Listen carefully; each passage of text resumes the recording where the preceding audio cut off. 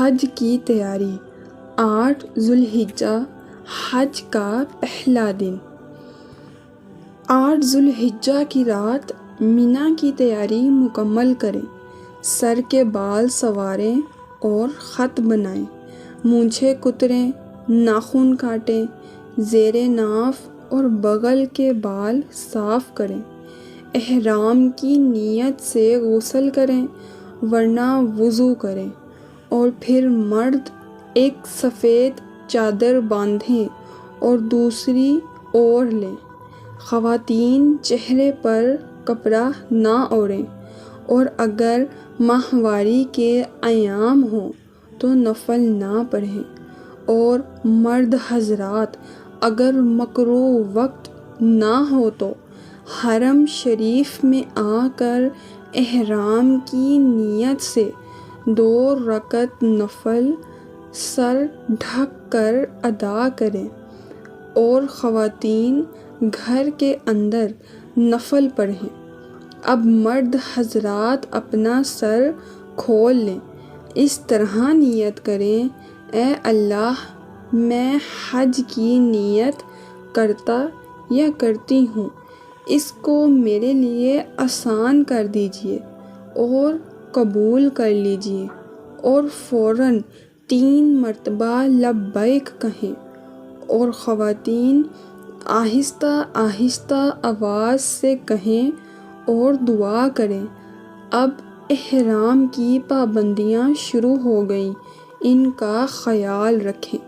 منی روانگی۔ طلوع آفتاب کے بعد منی روانہ ہو۔ راستہ بھر زیادہ سے زیادہ تسبیح پڑھیں اور دیگر تسبیحات پڑھتے رہیں۔ منی میں ظہر، عصر، مغرب، عشاء اور 9 ذوالحج کی فجر کی نماز ادا کریں اور رات منی میں رہیں۔ ذوالحجہ حج کا دوسرا دن۔ نماز فجر منی میں ادا کریں، تکبیر تشریق کہیں اور تیاری مکمل کر کے زوال ہونے پر عرفات پہنچیں۔ وقوف عرفات۔ عرفات پہنچ کر غسل کریں ورنہ وضو کریں اور کچھ دیر آرام کریں، اور زوال ہوتے ہی وقوف شروع کر دیں اور شام تک لبیک کہیں اور توبہ استغفار کریں اور چوتھا کلمہ پڑھیں، اور وقوف کھڑے ہو کر کرنا افضل اور بیٹھ کر کرنا جائز ہے۔ ظہر و عصر کی نماز۔ ظہر کی نماز کے وقت اور عصر کی نماز کے وقت اذان و تکبیر کے ساتھ باجماعت ادا کریں۔ جب عرفات میں سورج غروب ہو جائے تو مغرب کی نماز پڑھیں۔ ذکر تسبیح پڑھتے ہوئے مزدلفہ روانہ ہو جائیں، لیکن سورج ڈوبنے سے پہلے عرفات سے نکلنا جائز نہیں، ورنہ دم واجب ہوگا۔ مزدلفہ کا قیام۔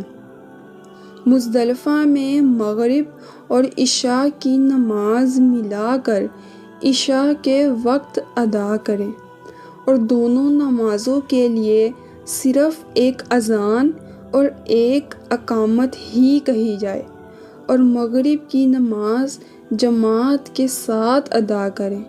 لبیک کہیں اور فوراً عشاء کی نماز باجماعت ادا کریں۔ اس کے بعد مغرب کی 2 سنت اور پھر عشاء کی 2 سنت اور وتر پڑھیں۔ نفل کا اختیار ہے۔ مزدلفہ کے اندر ہی بڑے چنے کے برابر کنکریاں چنیں۔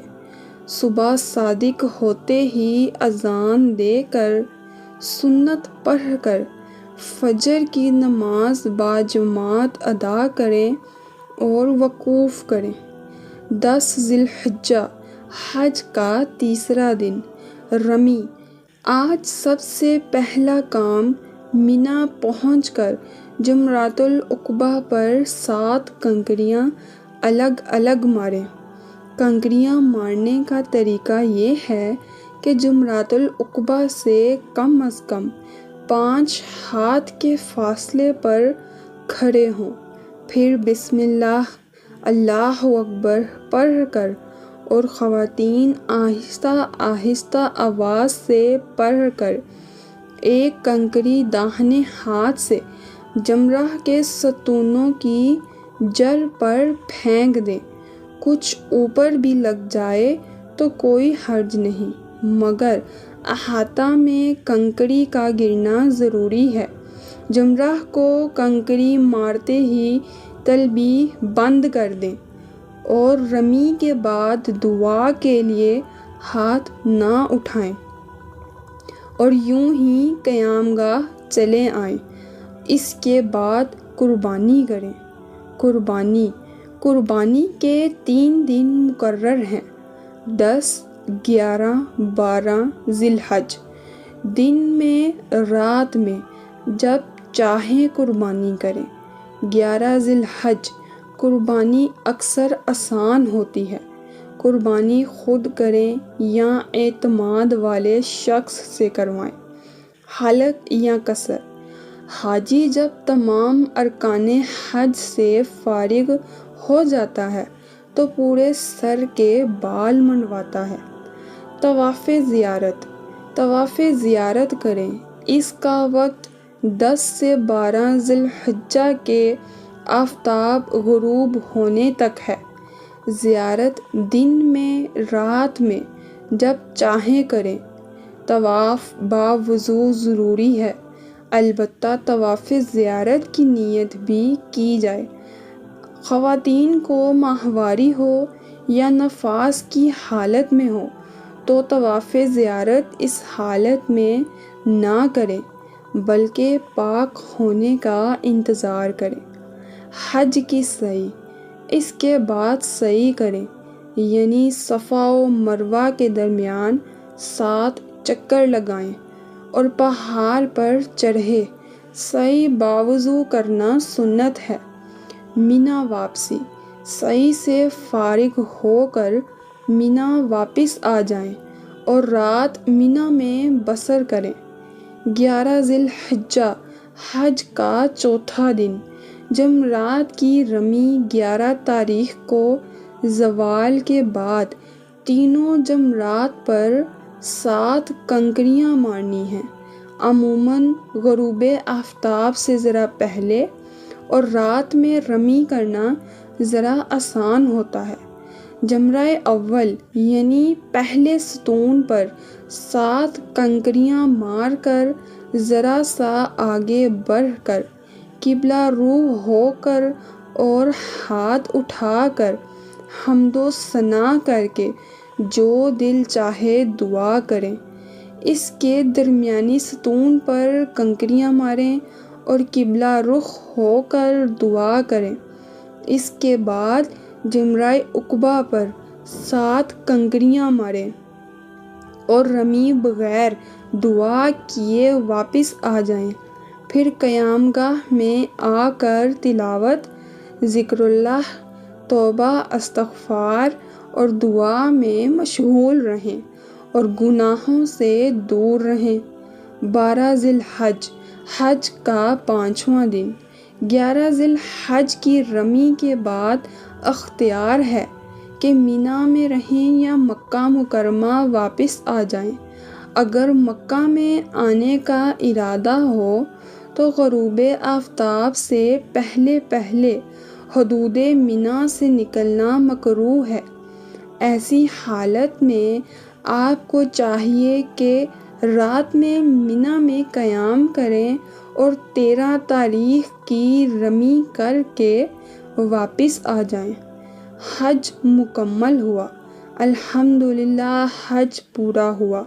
منا سے واپسی کے بعد جتنے دن مکہ مکرمہ میں قیام ہو اس کو غنیمت سمجھا جائے اور جتنے طواف، عمرے، نماز، روزہ، صدقات کرنا چاہیں کر لیں۔ طواف وداع۔ حج کے بعد مکہ مکرمہ سے وطن واپسی کا ارادہ ہو تو طواف وداع واجب ہے۔ اس طواف کا طریقہ عام نفل طواف کی طرح ہے۔ طواف سے فارغ ہو کر ملتزم پر خوب دعائیں کریں، آب زمزم پئیں اور حسرت و افسوس کرتے ہوئے الٹے پاؤں واپس ہوں۔ حدود حرم سے باہر آ کر خوب دعائیں کریں اور یہ بھی دعا کریں، یا الہ العالمین، اس مقام پر آن حضرت صلی اللہ علیہ وآلہ وسلم اور صحابہ کرام نے اور آپ کے نیک بندوں نے جو دعائیں مانگی اور وہ قبول کر لی گئیں، مجھ کو ان دعاؤں میں شامل فرما لیجیے۔ میری اولاد، والدین اور تمام مسلمانوں کے حق میں قبول فرما لیجیے، اور جن جن لوگوں نے مجھے دعاؤں کے لیے کہا تھا، ان سب کی نیک مرادیں بھی پوری فرما دیجیے، اور حج و عمرہ کی سعادت بخیر و عافیت کے ساتھ بار بار عنایت کیجیے، اور میری یہ حاضری آخری حاضری نہ ہو، آمین۔ مدینہ طیبہ کی حاضری حج کے بعد سب سے افضل اور بڑی سعادت سید الانبیاء صلی اللہ علیہ وآلہ وسلم کی زیارت ہے۔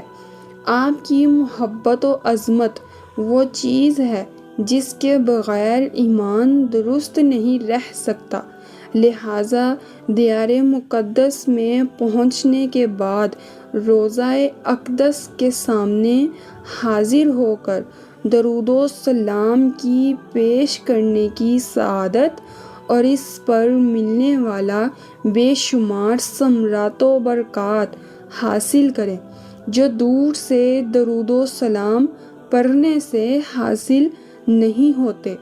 جب مدینہ منورہ کا سفر شروع کریں تو اس طرح نیت کریں: اے اللہ، میں سرکار دو عالم صلی اللہ علیہ وآلہ وسلم کے مزار مبارک کی زیارت کے لیے مدینہ منورہ کا سفر کرتا ہوں۔ اے اللہ، اسے قبول فرما لیجیے۔